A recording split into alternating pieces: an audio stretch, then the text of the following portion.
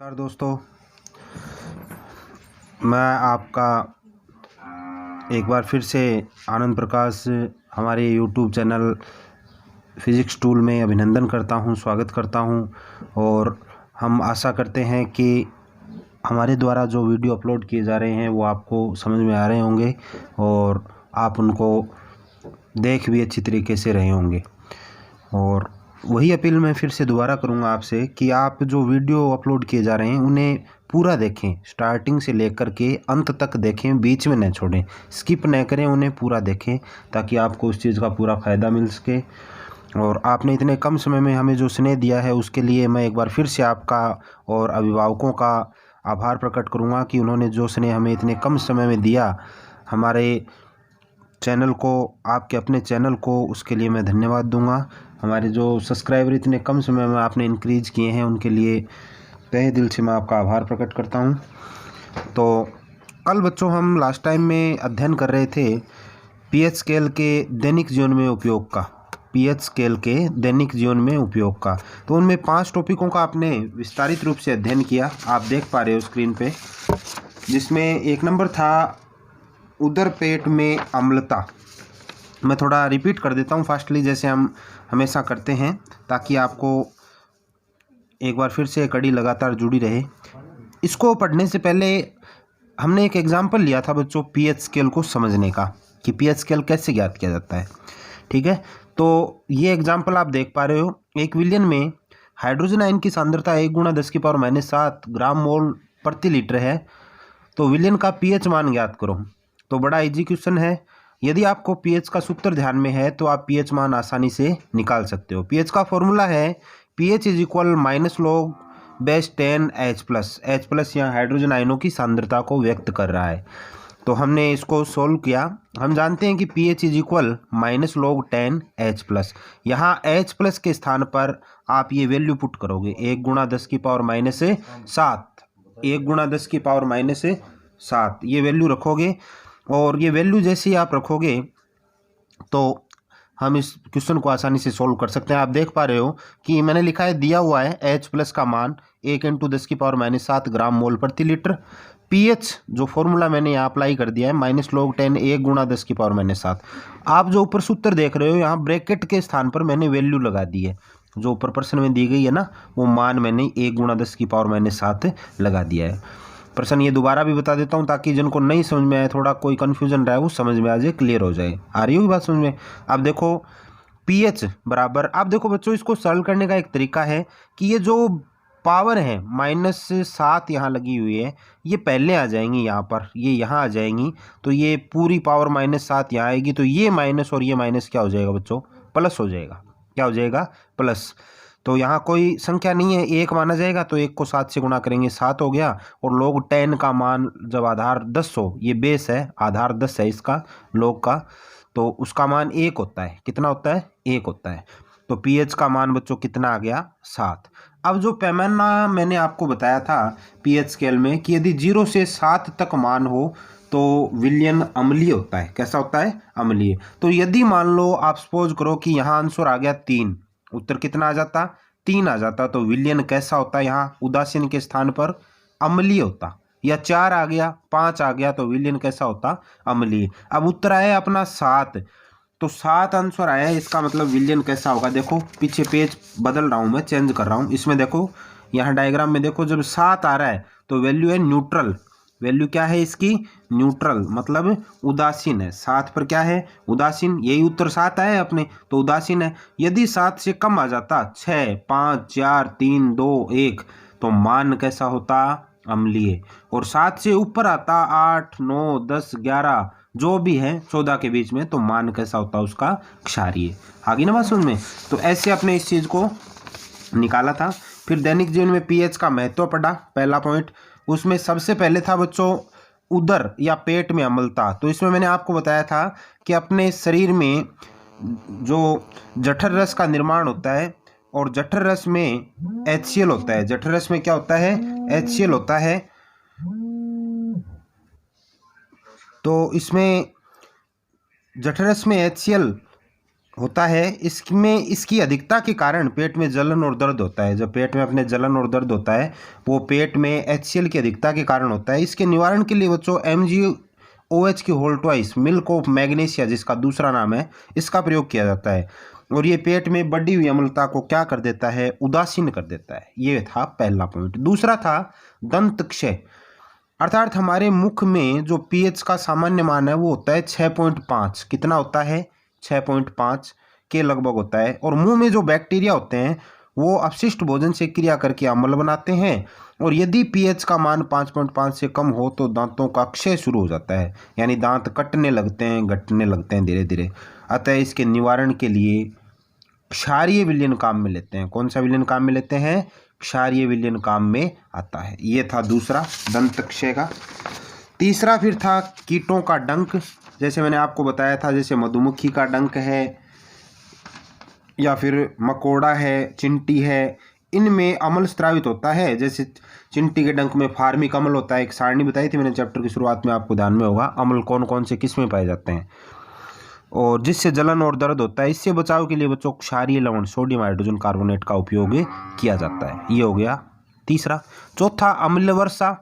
अम्ल वर्षा यानी pH का मान 5.6 से कम हो तो ऐसा होता है, इसे अम्लीय वर्षा कहते हैं। यह नदियों व खेतों की मिट्टी को प्रभावित करती है, अतः इससे निवारण हेतु प्रदूषकों पर नियंत्रण होना अति आवश्यक है। इससे निवारण के लिए प्रदूषकों पर नियंत्रण होना क्या है, अति आवश्यक है। फिर मृदा का pH। मृदा का pH इसको ज्ञात करके फसलों का चयन किया जाता है कि कौन सी फसल अपने बोने लायक है, कौन सी फसल उपयुक्त रहती है, उसके हिसाब से अपने ये चीज़ भी ज्ञात करते हैं। आगे बात समझ में। तो अब आज जो अपने जिस टॉपिक का अध्ययन करेंगे उसका नाम है दैनिक जीवन में कुछ महत्वपूर्ण उपयोगी यौगिक। दैनिक जीवन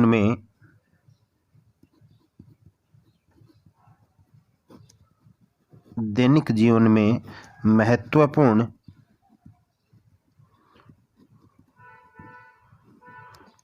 उपयोगी यौगिक।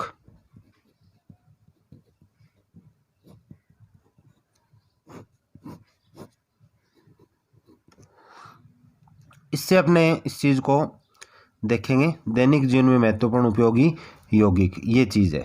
तो इसको अपने देखते हैं कि किस प्रकार से काम करता है। तो इसमें सबसे पहले जो है वो है बच्चों NaCl, जिसका नाम होता है सोडियम क्लोराइड। क्या नाम होता है इसका, सोडियम क्लोराइड। ये नमक भी इसको अपने कहते हैं, साधारण नमक। ये नमक का ही सूत्र है। किसका सूत्र है, ये नमक का। सोडियम क्लोराइड ही भी इसका नाम है, कहा जाता है। तो इसका नाम जो है मैं लिख देता हूँ, रासायनिक नाम होता है इसका बच्चों सोडियम क्लोराइड। रासायनिक नाम क्या होता है, सोडियम क्लोराइड।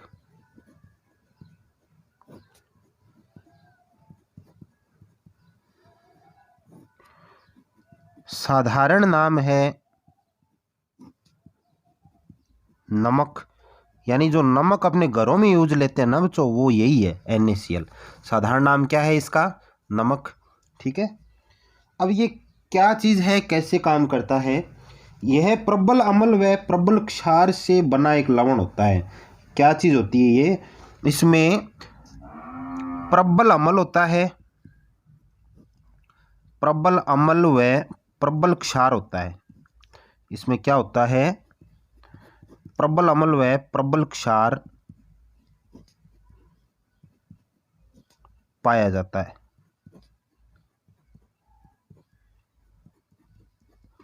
और रूप किसका है, ये एक लवण का रूप है। किसका रूप है, ये लवण का। यानी इसमें प्रबल अम्ल व प्रबल क्षार पाया जाता है, जो लवण बनाता है। क्या बनाता है, लवण बनाता है। लवण का रूप है ये, ठीक है ना। और इसका pH मान बच्चों 7 होता है, ये मैंने बता ही दिया था आपको। pH मान कितना होता है, 7। pH मान 7 होता है इसका। pH मान कितना होता है, 7 होता है। ठीक है। इसी कारण इसकी प्रकृति भी उदासीन होती है। 7 होने के कारण प्रकृति कैसी होगी इसकी, उदासीन। देखो कल मैंने जो आपको प्रश्न करवाया था, उदाहरण करवाया था, उसमें उसका पीएच आंसर 7 आया था, जो अभी मैं रिपीट करके आया हूँ इस पर ही, इससे पीछे वाले पृष्ठ पर उसका आंसर कितना आया था? 7। ये देखो आप देख पा रहे हो स्क्रीन पर, पीएच मान कितना आया था? 7 आया, तो उसका उत्तर क्या आया? उदासीन। उत्तर क्या आया? उदासीन, जो एग्जाम्पल मैंने आपको करवाया था। तो इसका पीएच मान 7 होता है, इसका मतलब ये कैसा होता है? उदासीन होता है। कैसा होता है? उदासीन होता है। ठीक है ना? पीएच मान 7 होने के कारण ये कैसा होता है? प्रकृति इसकी कैसी होती है? उदासीन होती है, उदासीन प्रकृति का होता है। अब देखो, सोडियम क्लोराइड व्यापारिक तौर पर यदि अपने बात करें तो समुद्र के जल या फिर खारे पानी को सुखा करके बनाया जाता है। नमक कैसे बनाया जाता है आपको पता ही है कि या तो समुद्र के जल को या फिर खारे पानी को सुखा करके इसको बनाया जाता है व्यापारिक तौर पर। और इस प्रकार बने जल में कई प्रकार की अशुद्धियाँ होती है। अब ऐसा जो जल होता है ना, जो खारा पानी होता है, उसमें कई अशुद्धियाँ होती है। खारे पानी में अशुद्धियाँ पाई जाती हैं। ऐसे बने जल में कई प्रकार की अशुद्धियाँ होती है। वो अशुद्धियाँ कौन कौन सी हैं? अशुद्धियाँ कौन कौन सी पाई जाती हैं? जैसे MgCl2 की अशुद्धि है, MgCl2 की है, CaCl2 की अशुद्धि है, CaCl2 की अशुद्धि है आदि। ये अशुद्धियाँ इसमें पाई जाती हैं। और इसे शुद्ध रूप में प्राप्त करने के लिए NaCl के संतृप्त विलयन से बड़ी बड़ी टैंक होती हैं, उसमें डालकर HCl गैस प्रोवाइड करते हैं। उसमें डालकर क्या प्रोवाइड करते हैं? HCl गैस प्रोवाइड करते हैं शुद्ध रूप में प्राप्त करने के लिए, जिसके कारण अपने को शुद्ध नमक अवक्षेपित हो जाता है या प्राप्त हो जाता है, और उसको फिर अपने इकट्ठा कर लिया जाता है। यानी इसे शुद्ध रूप में प्राप्त करने के लिए NaCl का जो संतृप्त विलयन होता है, उसमें संतृप्त विलयन में जो बड़ी बड़ी टैंक होती है, उसमें डालकर HCl गैस प्रोवाइड करते हैं। क्या प्रोवाइड करते हैं? HCl गैस प्रोवाइड करते हैं। तो फिर अपने को क्या है, जो शुद्ध अवक्षेपित नमक प्राप्त हो जाता है, और फिर उससे अपने इस चीज़ को क्या कर लेते हैं? प्राप्त कर लेते हैं। क्या कर लेते हैं? प्राप्त कर लेते हैं। तो जो चीज़ मैंने अभी आपको बताई कि शुद्ध रूप में प्राप्त करने के लिए NaCl के संतृप्त विलयन में जो या उसका जो एक मिश्रण होता है, उसमें क्या करते हैं अपने, उससे NaCl मिल जाता है अपने को। तो इस प्रकार से अपने शुद्ध रूप से नमक है वो प्राप्त हो जाता है। HCl गैस जैसे ही प्रोवाइड करेंगे तो ये अपने को क्या हो जाता है? प्राप्त हो जाता है। इसका समीकरण लिख देता हूँ मैं नमक प्राप्त करने का, जिससे आपको और समझ में आ जाएगा। HCl में सोडियम हाइड्रोक्साइड डाल देते हैं। क्या डाल देते हैं? सोडियम हाइड्रोक्साइड डाल देते हैं। तो क्या बनेगा देखो बच्चों, NaCl प्लस H2O बनेगा। NaCl प्लस क्या बनेगा? H2O। कैसे बनेगा कि थोड़ा सा समझना आप इस चीज़ को। इसको इकट्ठा करेंगे तो शुद्ध अवक्षेपित नमक प्राप्त होगा। कैसे बना? देखो, यहाँ से जो Na है वो Cl के साथ जुड़ जाएगा। देखो समझना इस चीज़ को, Na जो है वो किसके साथ जुड़ जाएगा? Cl के साथ जुड़ जाएगा, और ये अभिक्रिया करके बच्चों NaCl बना लेगा। क्या बना लेगा? NaCl। यहाँ से ये OH और एक H ये दोनों मिलकर के जल बना लेंगे। क्या बना लेंगे? जल बना लेंगे। तो ये तो हो गया बच्चों नमक। ये तो क्या हो गया? जिसका साधारण नाम है, ये तो किसका सूत्र हो गया? नमक का। और ये क्या हो गया? पानी। ये क्या हो गया? पानी। और ये शुद्ध रूप में प्राप्त हो गया। कौन से रूप में प्राप्त हो गया? शुद्ध रूप में। समीकरण समझ में आ गई होगी आपको। हाइड्रोक्लोरिक अम्ल में NaOH जैसे डालेंगे तो Na और Cl जुड़ के NaCl बना देंगे नमक। यहाँ से OH और H मिल करके पानी बना देंगे। क्या बना देंगे? पानी या जल का सूत्र बना देते हैं। अब देखो NaCl के गुण बता देता हूँ मैं आपको। सोडियम क्लोराइड के गुण क्या क्या होते हैं? NaCl के गुण, ये इंपॉर्टेंट चीज़ें हैं। NaCl के गुण क्या क्या हैं देखो। पहला गुण है NaCl का,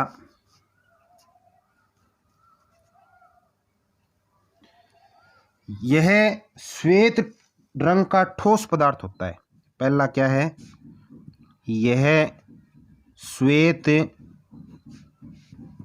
ठोस पदार्थ होता है। ये कैसा पदार्थ होता है?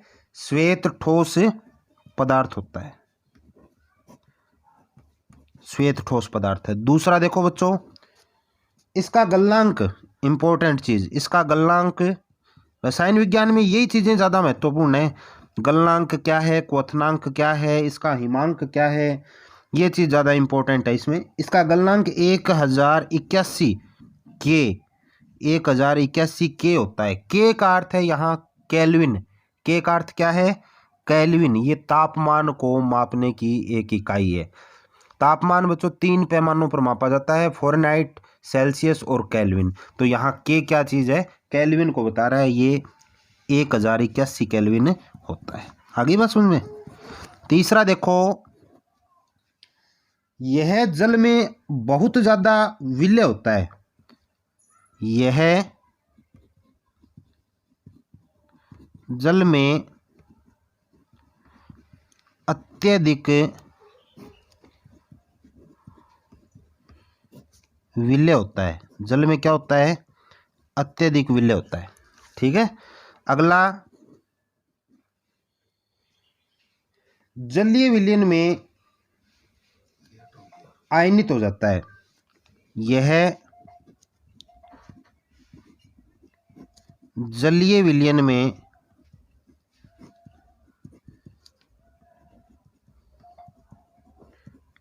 आयनित हो जाता है।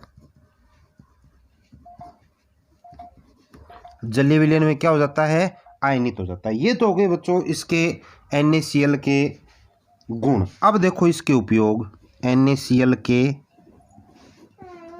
उपयोग, NaCl के उपयोग देखो कैसे ये काम करता है। ठीक है, कहाँ कहाँ पर इसके उपयोग हो सकते हैं। देखो इसका पहला, सबसे पहला जो उपयोग आप सभी जानते हो, अपने घरों में काम लेते हैं। नमक कहाँ काम आता है, भोजन के रूप में। कहाँ काम आता है, भोजन के रूप में। तो इसका उपयोग साधारण नमक के रूप में भोजन में किया जाता है। तो पहला क्या हो जाएगा, साधारण नमक के रूप में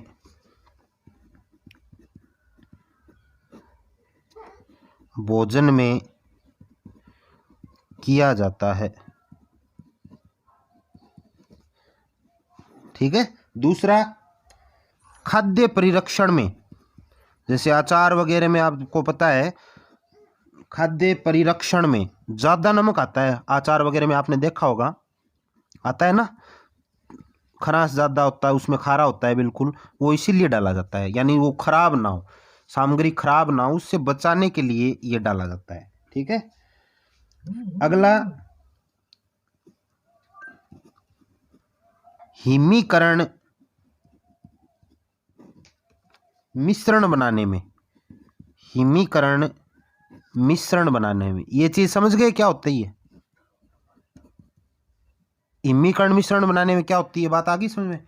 आपको पता होगा, नहीं पता है तो मैं बता देता हूं कि जब जो फैक्ट्रियों में बर्फ जमाई जाती है तो उसमें नीचे पानी में बहुत ज़्यादा मात्रा में नमक डाला जाता है। वो है ये हिमीकरण मिश्रण। हिम माने बर्फ होता है, हिम मीन्स क्या होता है, बर्फ। तो बर्फ का जो मिश्रण तैयार किया जाता है उसमें नमक डाला जाता है उसे जमाने के लिए, बर्फ जमाने के लिए। खारा पानी होता है वो बिल्कुल खारा, तो वो हो गया हिमीकरण मिश्रण बनाने में। चौथा देखो बच्चों, इसका उपयोग, इसका उपयोग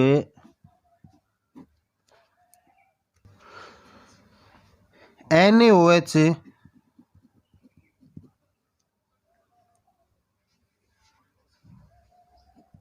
NaHCO3 CaOCl2 आदि यौगिकों को, आदि यौगिकों को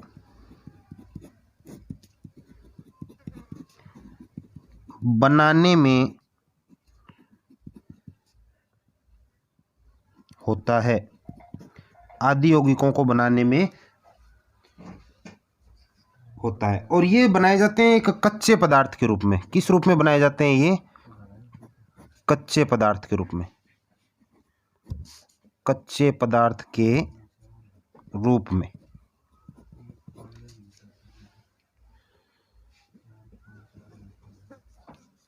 इनको बनाने में कच्चे पदार्थ के रूप में इन चीज़ों का यूज किया जाता है। ठीक है ना। तो अभी देखो मैंने एक अभिक्रिया ली थी, उसमें NaOH लिया था, पीछे देख रहे हो आप, ये रहा। HCl के साथ क्या लिया था, NaOH, फिर बना क्या, नमक। आगे बात समझ में। तो ये इसमें लिखा है ना उदाहरण में NaOH। तो क्या है कि इसका उपयोग NaOH, NaHCO3, CaCl2 आदि यौगिकों को बनाने के कच्चे पदार्थों के रूप में किया जाता है। आदि यौगिकों को बनाने के कच्चे पदार्थों के रूप में इसका उपयोग होता है। ठीक है ना। बनाने की, यहाँ भी लिख सकते हो ये चीज़ आप, कच्चे पदार्थों के रूप में इसका उपयोग किया जाता है। ठीक है ना, किया जाता है। ठीक है, आगे बात सुनिए। अब देखो बच्चों, दूसरा टॉपिक है आज का NaOH। दूसरा टॉपिक क्या है, NaOH, सोडियम हाइड्रोक्साइड। इसका नाम क्या होता है, सोडियम हाइड्रोक्साइड। इसका नाम क्या है, सोडियम हाइड्रोक्साइड।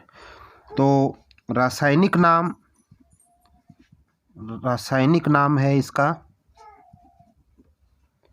रासायनिक नाम है इसका सोडियम हाइड्रोक्साइड। सोडियम हाइड्रोक्साइड, रासायनिक नाम क्या होता है इसका बच्चों, सोडियम हाइड्रोक्साइड। सामान्य नाम होता है इसका कास्टिक सोडा। घरों में भी यूज लेते हैं और भी कई जगह इसको यूज लिया जाता है। सामान्य नाम क्या होता है इसका, कास्टिक सोडा। कास्टिक सोडा, ये सामान्य नाम है इसका। ठीक है, सोडियम हाइड्रोक्साइड या कास्टिक सोडा। अब देखो और कैसे काम में लेते हैं कि औद्योगिक स्तर पर सोडियम क्लोराइड जो है, सोडियम क्लोराइड जलीय विलयन में विद्युत धारा प्रवाहित करते हैं। औद्योगिक स्तर पर सोडियम क्लोराइड के जलीय विलयन में विद्युत धारा प्रवाहित करते हैं। इस प्रक्रिया को क्लोरक्षार प्रक्रिया कहा जाता है, क्योंकि इस प्रक्रिया में क्लोरीन व NaOH के रूप में उत्पाद प्राप्त होते हैं। इस प्रक्रिया में किसके रूप में उत्पाद प्राप्त होते हैं, क्लोरीन व NaOH, क्षार के रूप में उत्पाद प्राप्त होते हैं। तो मैं लिख देता हूँ, एक अलग प्रश्न भी हो गया यहाँ, क्लोरक्षार, इसी के अंदर है ये, क्लोरक्षार प्रक्रिया। क्लोरक्षार प्रक्रिया, इसमें क्या है, क्लोरक्षार प्रक्रिया इसी के अंदर है बच्चों, ये NaOH के अंदर। इसमें क्या होता है कि औद्योगिक स्तर पर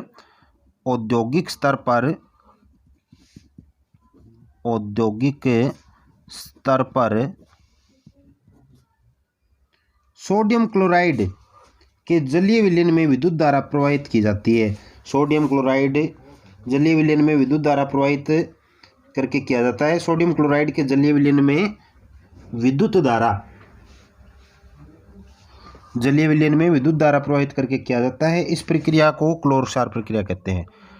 यानी सोडियम क्लोराइड के जलीय विलयन में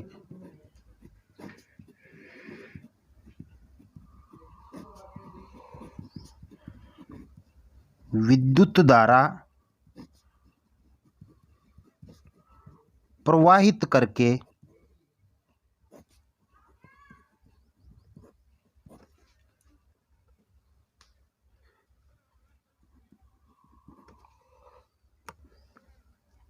किया जाता है।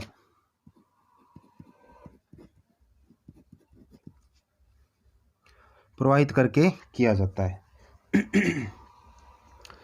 इसे क्लोरक्षार प्रक्रिया कहते हैं।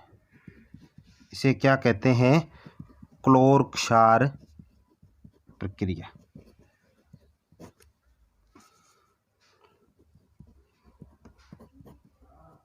इसे क्लोरक्षार प्रक्रिया कहते हैं। इसे कौन सी प्रक्रिया कहते हैं बच्चों, क्लोरक्षार प्रक्रिया कहते हैं। इस प्रक्रिया में क्लोरीन व NaOH के रूप में उत्पाद प्राप्त होते हैं। इसमें क्लोरीन व NaOH, ये होता है क्षार के रूप में उत्पाद मिलते हैं।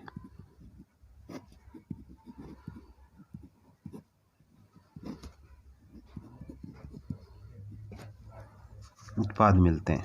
ठीक है ना। इसमें उत्पाद के रूप में एनोड पर क्लोरीन गैस होती है और कैथोड पर हाइड्रोजन सोडियम हाइड्रोक्साइड प्राप्त होती है। ठीक है ना। एनोड, इसमें एनोड पर प्रोडक्ट के रूप में, उत्पाद के रूप में एनोड पर तो क्लोरीन, एनोड पर क्या होती है, क्लोरीन गैस,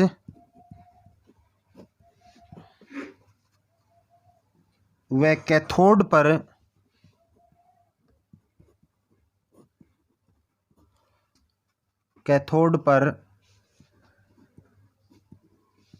हाइड्रोजन गैस,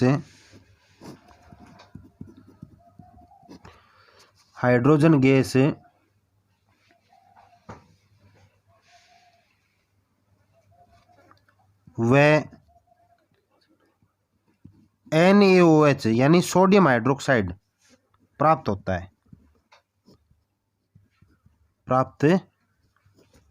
है। अब देखो एनोड और कैथोड, वैसे आप पढ़ चुके हो 9th क्लास में बच्चों। एनोड पर तो होता है प्लस, एनोड पर तो होते हैं धनायन और कैथोड पर होते हैं ऋणायन। कैथोड पर क्या होते हैं, ऋणायन। ये चीज़ पहले आ चुकी है 9th क्लास में, मैं दोबारा बता देता हूँ वैसे थोड़ा। एनोड पर तो होते हैं प्लस और कैथोड पर क्या होते हैं, ऋणायन। तो इस रूप में ये चीज़ प्राप्त होती है। ठीक है। अब देखो मैं इसकी समीकरण लिख देता हूँ कि कैसे ये प्राप्त होता है। तो रिएक्शंस क्या होगी, 2NaCl, जो मैंने अभी ऊपर लिखा है ना उसी की अभिक्रिया है ये, प्लस 2H2O, सोडियम क्लोराइड में जल मिलाया है मैंने, तो क्या बनेगा 2NaOH plus Cl2 plus H2 plus Cl2 ये क्लोरीन गैस होगी प्लस H2। और ज़्यादा कोई डिफरेंस नहीं है इसमें, जो पहले लिखा था ना HCl उसी का रूप है, जो पहले अभिक्रिया लिखी थी उसी का रूप है। उसमें 2NaCl इधर आ रहा था और इसमें बस अणु थोड़े कम ज़्यादा हुए हैं और वो गैस बदल रही है थोड़ी सी। ठीक है ना। तो ये हो गया। तो NaCl है, 2 अणु NaCl के हैं सोडियम क्लोराइड के, और जल के 2 अणु हैं। तो यहाँ से Na और यहाँ से एक और एक H मिलके तो बना देगा NaOH, 2NaOH हो गया। फिर Cl2 बचे, Cl2 हो गया, यहाँ से H2 बचे वो अलग हो गया। ठीक है ना। तो ये होगी रिएक्शंस। ये चीज़ आ गई होगी समझ में आपको। अब देखो इसके गुण, NaOH के गुण गुण देखो ये कहाँ कहाँ काम आता है। NaOH के गुण, पहला क्या है, यह सफेद चिकना ठोस पदार्थ है। सफेद चिकना ठोस पदार्थ है। सफेद चिकना ठोस है। दूसरा, इसका गलनांक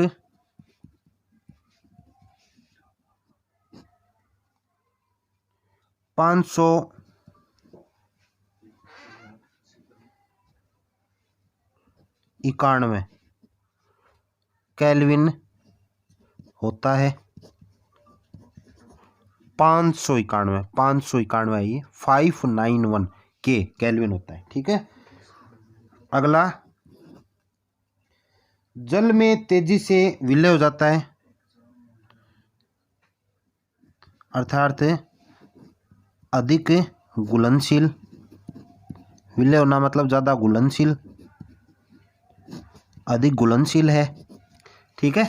जल में तेजी से विलय हो जाता है यानी अधिक क्या है, घुलनशील है। अगला, प्रबल क्षार है और अपने जलीय विलयन में पूर्ण रूप से आयनित हो जाता है, अतः ये एक प्रबल विद्युत अपघट्य भी है। प्रबल क्षार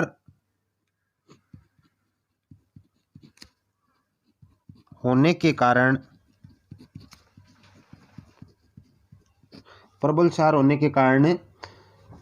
जलीय विलयन में, अपने जलीय विलयन में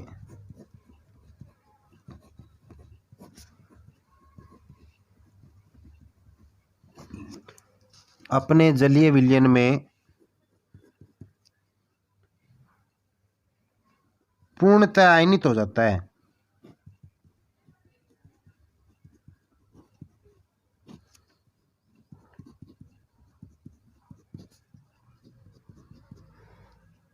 अतः विद्युत अपघट्य है। अतः प्रबल विद्युत अपघट्य भी है।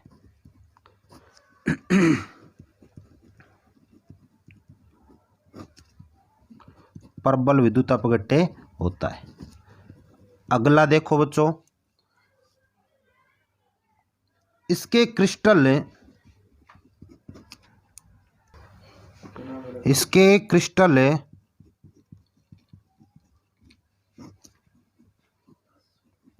प्रस्वेद्य होते हैं। इसके क्रिस्टल कैसे होते हैं? प्रस्वेद्य होते हैं। क्रिस्टल जैसे गांठों के रूप में होते हैं, जैसे डलियां बोलते हैं ना अपने, छोटी छोटी डली होती है, उस प्रकार से ये क्रिस्टल के रूप में होते हैं, प्रस्वेद्य होते हैं। अब देखो इसके उपयोग, ये तो हो गए गुण। अब देखते हैं इसके उपयोग, ये कहाँ कहाँ पर उपयोग लिया जाता है। नंबर 1, इसका उपयोग साबुन, कागज, सिल्क उद्योग व अन्य रसायनों को बनाने में किया जाता है। साबुन, कागज,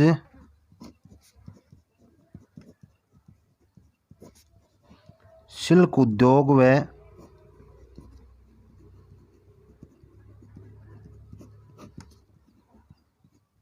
रसायनों को बनाने में होता है। ठीक है। और एल्यूमिनियम का जो मुख्य अयस्क होता है बॉक्साइट, उसके धातु क्रम में उपयोग होता है। एल्यूमिनियम में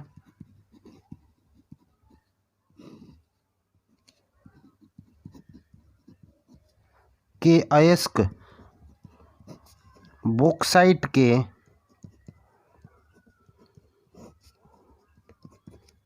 धातु क्रम में इसका उपयोग होता है। धातु क्रम ये अलग अलग विधियां हैं, जैसे धातु क्रम है या फिर चुंबकीय विधि से है, पृथक्करण विधि से है, तो वो होता है उसका धातु क्रम, अलग अलग अयस्कों को पृथक करने की। तीसरा देखो पेट्रोलियम के शोधन में, पेट्रोलियम होता है ना, पेट्रोलियम जो होते हैं उनको शुद्ध करने में, पेट्रोलियम के शोधन में, इनको याद करना पड़ेगा बच्चों आपको। पेट्रोलियम के शोधन में, इनमें कुछ याद करने वाली चीजें हैं, इसमें इसका उपयोग होता है पेट्रोलियम के शोधन में। अगला देखो, वसा, तेल आदि के निर्माण में, वसा, तेल आदि निर्माण में इसका उपयोग होता है। और लास्ट देखो इसका 5वां, प्रयोगशाला अभिकर्मक में, प्रयोगशाला अभिकर्मक, ये प्रयोगशाला अभिकर्मक होता है बच्चों, जो प्रयोगशाला में काम आता है ना। आमतौर पर कई चीजें प्रयोगशाला में काम आती है, तो वो होते हैं प्रयोगशाला अभिकर्मक के रूप में। और ये रसायन है तो लगभग ये प्रैक्टिकली लैब में काम आ जाते हैं, तो वो होता है प्रयोगशाला अभिकर्मक के रूप में किया जाता है। ठीक है, तो आज की वीडियो में इतना ही, और कल फिर इसमें और रह गए कुछ एक टॉपिक, उनका आगे अध्ययन करेंगे। आज आप इतना ही तैयार करना और इनका अध्ययन करना, ढंग से पढ़ना और अच्छे ढंग से इसको बार बार, एक बार में समझ में आ जाता है तो ठीक है, नहीं तो वीडियो को एक बार 2 बार देखते रहिए जब तक नहीं समझ में आता है। और जो बच्चे नए जुड़ रहे हैं बीच में से, उनसे मैं अपील करूंगा कि वो हमारे शुरू से वीडियो देख करके आएँ, पहले वीडियो से, ताकि अच्छे ढंग से क्लियर हो जाए। और घरों में रहिए, सेफ रहिए, और लॉकडाउन में बाहर मत जाइए,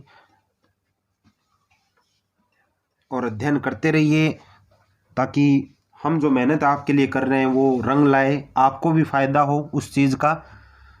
हमसे ज़्यादा हम तो बस आपके लिए मेहनत कर सकते हैं, सबसे ज़्यादा आपको फ़ायदा है उससे, सबसे ज़्यादा आपको ही उस चीज़ का फ़ायदा होगा।